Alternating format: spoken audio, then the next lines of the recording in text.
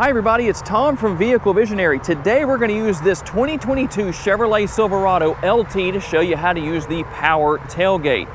So here's one thing to consider with this.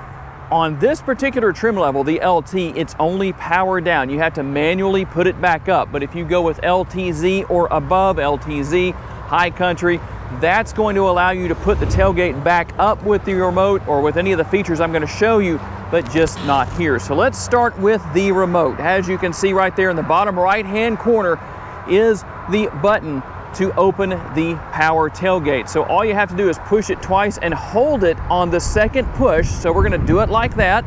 There you go. You can see that's going down. Now, one thing that's really good about that is once it starts going down, you can let go of the button. So that's one of the three different options. It's located right here on the tailgate. We can just hit that and then it's going to automatically go back down again. And the tailgate is very light. If you haven't owned one of these newer trucks, that tailgate is not like the old school trucks where, well, you had to feel like you were working your biceps at the gym to close the tailgate sometimes.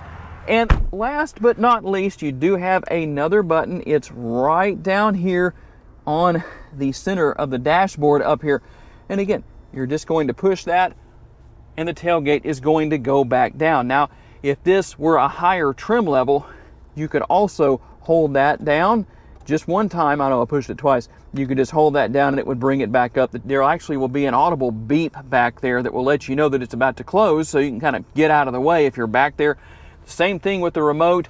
You'll push the button again and 1, 2, hold it down. When it starts going up, you're good to go. And also with that third option that I showed you on the tailgate itself. So if this tutorial was helpful for you, please share it on your timelines on social media so it can help other people.